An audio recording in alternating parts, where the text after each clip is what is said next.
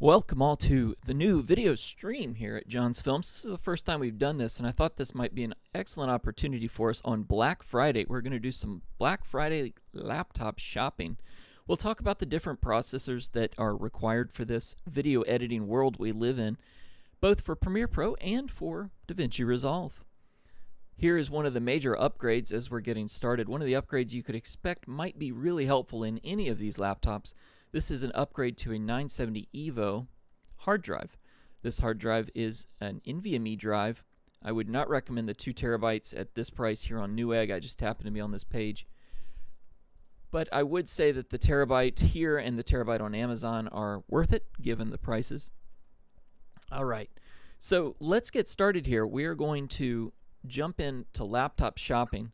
If anybody joins, that's great. Otherwise, this will be up on the feed for people as they wake up on their Black Friday. Here we go. We're going to start with what I'm going to say is the laptop to be beat. This is the $999 deal over at Lenovo with their Legion 5 15-inch AMD model. This comes with the fantastic 4800H processor. Has 8 cores, 16 threads. Has a full HD display. I would prefer 4K.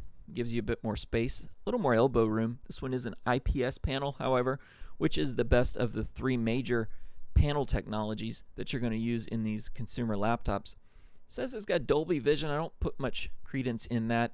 The display is actually just an sRGB display, which is 72% of the NTSC color space. Not a great color space to work in for color grading. Not particularly a fantastic panel. Really built for gaming if you see that 144 hertz response time. However, it does come with 16 gigabytes of DDR4, 3200 megahertz RAM, and 2 hard drives. One of them is a spinning drive, a little slower, 512 gigabyte SSD. If you ended up with one of these, I would suggest upgrading this, or at a minimum making sure Windows and your editing software are on this, then potentially using an external drive for your editing drive. In other words, record to your external drive and then edit from it directly through what would be a USB-C connection back to this laptop. So this one's going to be the laptop to beat. It is seriously a fantastic deal. I'm now going to jump over to, let's take a look, jumping over to Dell. Again, we're looking for laptops today, the best deals. I see a few people have joined. Thanks for jumping in. Really excited to have you with me. Let's take a look here. We're looking for the best laptops we can find. If you've got any questions or want to chime in with any laptop deals you see, let me know and we can analyze them together. Here you can see on Dell, I found their G7 laptop. Has an i7-10750H. Most of the laptops we will encounter today will have this processor. It's a 6-core, 12-thread processor with an RTX 2060 in it, 6 gigabyte, the GDDR6 RAM. Now, this comes with 16 gigabytes of storage, that is memory, and a terabyte of storage in an NVMe drive. So this one you would not need to upgrade this drive necessarily. You've got enough RAM for video editing. If you got big into After Effects, got huge into Resolve Fusion, maybe you would want to upgrade that. That'd be about $100 to get to 32 gigabytes in 2 16 gigabyte sticks. Here we are at 1619. The reason that it's that expensive, and I'm still suggesting it, is this 15.6 UHD OLED panel. This is a 4K panel, and it is a fantastic panel. I happen to have this laptop. I picked it up for $1659 about 2 months ago. It is now on Black Friday sale. If you can, jump on it. This is going to be a fantastic deal for a 4K OLED panel. So we've got our 2 deals that I've seen so far. I'm now going to jump into some of the other manufacturers, look at what they've got out there. I noticed I can't find a store here on Gigabyte's website. However, I know Adorama has quite a bit of Gigabyte laptops. And if we're looking for those, we're going to be looking for, and if you've got a price point as well that you'd like to see, just toss it up in the chat. I'll be happy to start shopping at that price point for you. Here you're going to see for Gigabyte, I don't really see any great deals out here. The only OLED panel and laptop that Gigabyte has on the Adorama site I'm seeing right up here at the top is in fact this $1899 for what is effectively the same internals that we just saw at Dell. At Dell, I think we were dealing with a 2060, and this one's a 2070, which gives you a few more CUDA cores, which is great, but it's still going to be clocked lower than your typical 2060 or 2070 you see, and that's just not going to be your gaming powerhouse, or at least your graphics editing powerhouse. So now let's jump over and look at Razer. Everybody knows Razer for their laptops, right? Yeah, fantastic. Now, a problem with that is they really have a premium on these. Any of these that you see, we're going to go with the base edition Razer and just look at the price, $1,549. That's, again, the same processor, about the same display. You've got a 2060, a 512 gigabyte SSD, which is a smaller capacity. It does come in Razer's form factor, which is a little nice. However, I think we can get this laptop for generally around $1,300 rather than $1,549. So unless you really like their world, I would skip Razer. The same thing I'm seeing here at HP. I'm not finding anything that is in the same kind of ballpark that we're dealing with. If you see anything with this GeForce MX450, hey, great, glad they put a discrete graphics card in here.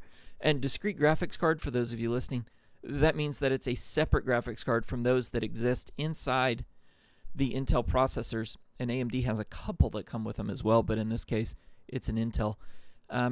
It's not going to do that good, that much here in video editing. Now I do see a 17-inch down here. It's an i5. Some of these are going to carry some of the newer processors, but I still haven't seen anything that's really going to drive an interest in purchasing from me, at least for video editing needs specifically. If anybody has a price point as others join us, there's any price point you want me to look at or any laptop deal you want me to analyze, let me know. I'm going through what I know to be some decent laptops that are out there for video editing. This one is too expensive here at $1,303. You'll see why. While it does have the 4800H processor, seen that before in this Legion. We've got a 2060, also seen that in the Legion. It's got a 1 terabyte SSD. Hey, that's a good deal.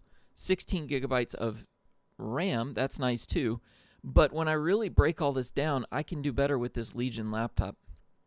Notice it says it's 1109, but I'm seeing here at 9 a.m. Eastern, it'll drop to $1,000, and this would be the deal I would jump on. This is quite a good deal. It's got 2 hard drives. One of them's a slower spinning drive, but you can always upgrade this and move on. Let's see what we've got for upgrades. Here is at Newegg, the Samsung 970 EVO. I believe the same thing existed over here. It's $150 over here. So Newegg has the deal on this one. I did buy this for my G7 laptop recently, but this one's $20 more, so I'd go back to Newegg for that purchase. Now, let's see what else we've got. Anybody got any laptops or other manufacturers you want to take a look at? Nope. All right, I'm going to go with laptop Black Friday deals, see what we hit here. Everybody thinks they've got them. We've hit a few. Let's check out Best Buy. I've known a few people to buy the Best Buy G7 from Dell, and this has been a pretty killer deal. Right, the merchant SEO folks over at Best Buy have some work to do. But let's jump over to Black Friday 2020 on their store. TVs. Here's a laptop I would not recommend. Again, this is price. If we were looking for a lower price point, the M1 chip, Henry, the M1 chip looks killer. I'll tell you what, I've seen a few. Learn Color Grading has a couple of fantastic YouTube analysis on it. I'm concerned he may have chosen his use cases a little specifically. I personally would not want to edit on the M1 chip after seeing the specs on the chip, the ARM-based processor. It's going to have a different workflow, and so I'd be interested in being able to test it myself, and I may be doing that here. But I'll tell you, I think the architecture is brilliant. The mobile use is going to be really incredible. So the M1 chip, if I bought it, I would put it into a laptop and plan to use it as an ultrabook that may be able to squeak by with some Davinci Resolve and Premiere Pro. In fact, I'd love to see it in Premiere Pro. I haven't seen any benchmarks on that. I have a feeling it's going to be really good.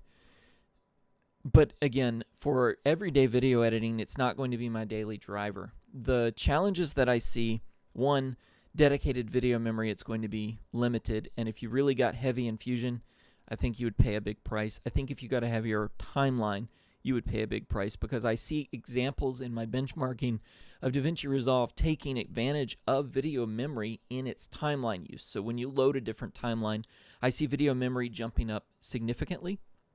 And so I would be concerned that you would end up, challenged, frankly. I think you would end up getting a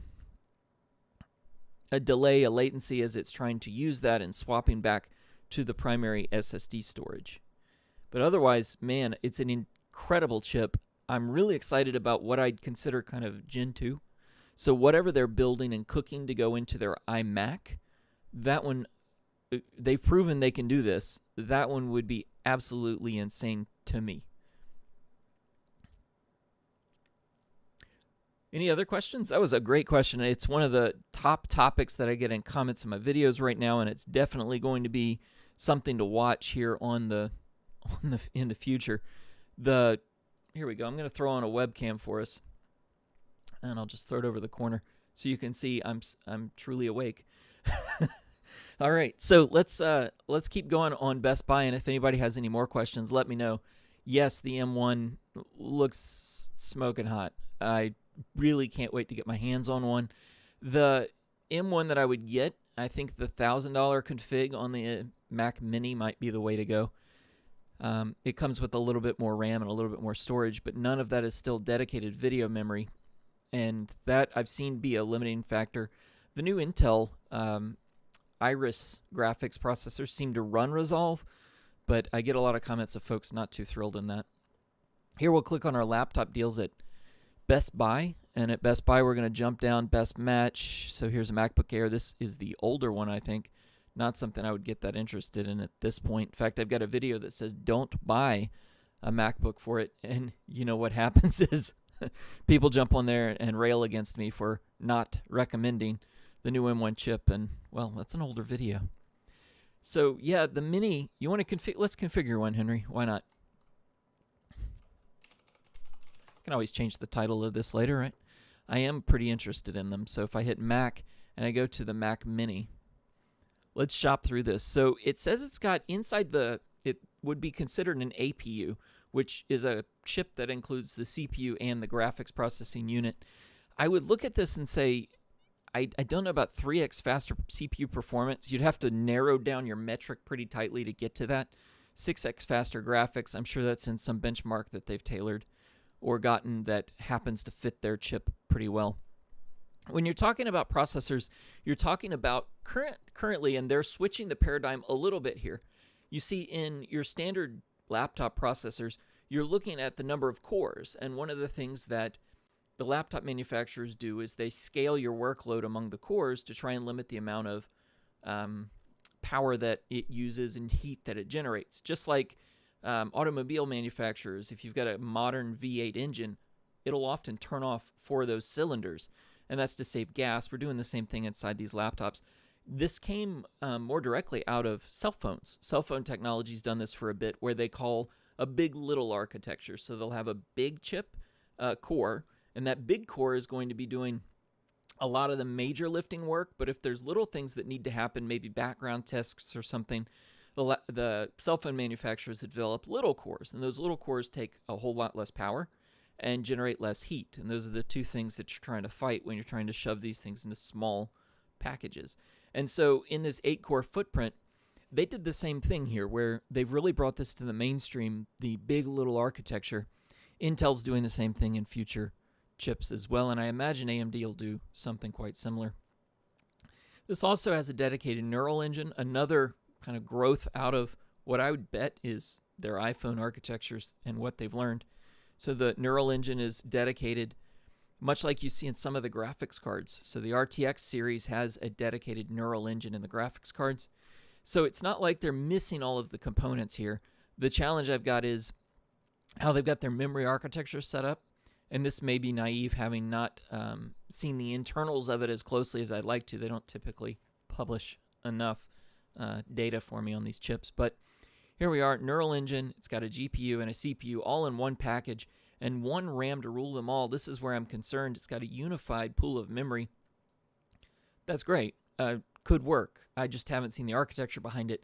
Specifically, when memory is allocated, is it allocated from a universal memory controller, and is that fast enough? What controls that memory switching and allocation, and what makes the decisions between what makes a swap off out of what I would call the heap, or what's stored in memory? How do you decide what's used and what's not being used right now, so you swap it and give that space to somebody else. So it's tough to be able to tell. This looks really cool. Let's configure one to buy and see what's available. Here in the Mac Mini world, I see really 3 options. And as always, you've got to distinguish the expensive one somehow, so it looks like it comes in a space gray and these two come in the lighter. Cool enough. So they've all got the same base chip, and this is what I was talking about. Oh no. What is this? Well, look at that. If I'm going to buy one of these, I'm definitely not going to get an i5 in it with the UHD graphics. I want the new magic, right? Yeah. All right, so here we are with the M1 chip. We got an 8-core and a 512. I definitely want to go with the 512 gigabytes of storage, unless you planned on plugging an external drive in the back and leaving it there, which is an option. I've got these, actually, I don't mean to do an advertisement for them, but this is the little Samsung T5 Portable SSD. I think they have a T7 as well. I get great transfer rates with this over the included cable to my USB-C connection. So let's configure one of these. I actually shoot from my Blackmagic Pocket Cinema 4K directly to that, and then I'll just pop it in the front of my system and edit off of them. That's kind of a good workflow. Okay, we can bump up to 16. That now takes us to $1,000 for a mini PC with no monitor, no peripherals. You get a power cord, you get a Mac Mini. You get the new chip, though, and that's what's kind of interesting. You can also bump that storage up. That's an expensive 2 terabytes. Yeah, I would probably do an external drive out the back, assuming, let's check the gallery. I want to see the back of this thing. I'm certain it'll have Thunderbolt. And it does, 2 Thunderbolt ports, 2 USB ports. I mean, it's well outfitted for what you would need. You could always dongle this if you had to. HDMI out, sure, fine. That's probably the new spec in HDMI, which can control and carry more data, so it's not really that big a deal. 16 billion transistors, la la la. Henry, you're right. I am also interested. It's something interesting to me, and if I were looking for a laptop that I wanted to be mostly stable, like sitting on a desk, I may try this because, yeah, wouldn't be bad. How many reports of Samsung's T7 being too slow for video? That's interesting. Michael, thanks for sharing that. I have the T5 only because when I bought it, I might have bought the T7. Too slow for video, what Michael's probably talking about for the rest of you. It's not necessarily going to be slow when you just plug it into your laptop, but if you were to take it, plug it here into your cinema camera rig, as you're recording, you want it to be fast enough to be able to store all the codecs that you can run off this camera. And some of these cameras can store raw footage, and it would be an incredibly, a lot of bandwidth. And some of these drives aren't going to be able to handle it. Michael's telling me, and I haven't heard this yet, but apparently it's going to be a problem with some of the new T7 Samsung. So if you can pick up a T5, you probably get it cheaper than a T7 just because it's the older version. Sounds like that's the way I would go. I do love my T5, and it'll handle anything I can throw at it with this Blackmagic Pocket Cinema 4K. I bet if you have the Pocket Cinema 6K, you're going to hit some serious problems. Thanks, Michael. That's something I'll keep an eye out for. Let's see what else the story is here. So back to my laptop shopping. For those of you that have joined us, see we've bumped up an audience a bit. You can see here the Legion 5 from AMD, or the Legion 5 from Lenovo with the AMD processor, and it is currently my winner. No, it's not going to have a great color grading panel. However, it is going to be $1,000 here at 9 a.m. I think that's a good deal. Not affiliated with Lenovo. I just like this AMD processor. Also not paid by them. But it looks like a good deal with 16 gigabytes, 3200 megahertz RAM. 2 drives. Now, one of them is a spinning drive. That's this one over here. And a 512. If I were you, I would use the 512 for Premiere Pro or Davinci Resolve and your operating system. I would put my footage on one of those T5s, and then I would use that for editing remotely with the terabyte to be maybe a game drive and maybe long-term storage of your videos until you offload them to your offload device. Thanks for the feedback there, Michael. That's really good to know. I was considering a purchase of a T7, so oops. Let's see. What else? I see I've got my watermark right over my face. That's fun. First-time streamer type problems, right? Okay, so what other things do we have going on that people are interested in shopping for today? I love good deals. the last thing I'll do before we end the stream, unless anybody has questions, I'm going to jump over to Slick Deals. Slick Deals is a fantastic site if you haven't seen it. In fact, here's a terabyte Evo for $100. That's not bad. See what else is here. Here's a 500 gigabyte for 60. Boy, I was about to fall out of my chair. So yeah, still the terabyte for 130 is a great deal. We checked Amazon on this stream earlier, and it was not 130 terabyte. Well, that's interesting. Creative pricing. All right, let's go back to Slick Deals. Fantastic. Through here, here's a laptop, 10750, 512. We looked at this one a little bit earlier on the stream. This would be a great alternative to that $1,000 one. This one's a 6-core, 12-thread Intel processor. It's going to have slower RAM, 2666. It's got 16 gigabytes of it, a 512 hard drive, not the extra hard drive like you get in that Lenovo. And, it's got a RTX 2070 instead of an RTX 2060. That gives you 2 gigabytes of extra video RAM. It gives you some more CUDA cores and slightly higher clock speeds. It may be noticeable, especially if you're in Davinci Resolve Studio, or if you're leveraging some GPU-enabled effects in Premiere Pro. You would have to be really specific in what you're leveraging in Premiere Pro, though it still doesn't leverage the GPU quite that much.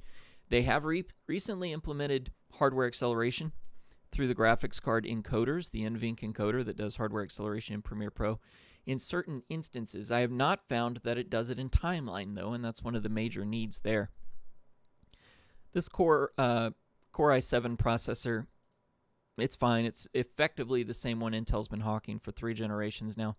It is a little bit clocked a little higher, cools a little bit more, but that's what it is. Does have some Type-C connections to it. This is not a bad purchase at $1,100. Let's see what else is in here. I love Slick Deals. Check it quite frequently for tech deals. Apple TV, which we may expect a new Apple TV in the next maybe 6 months on the M1 chip. So keep that in mind. When you're purchasing stuff off Slick Deals, often it is the older stuff, which is fine if it's Legos, but if it's an iPad from 3 years ago, maybe not so great. That's a nice thumb drive for cheap price there at $825. Let me pick one of those up in a few minutes here. Let's see.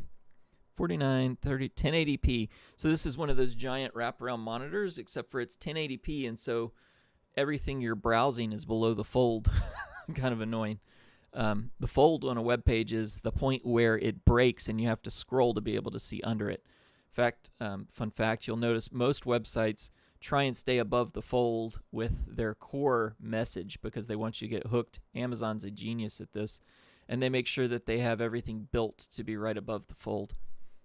I'm effectively streaming to you at a 1080p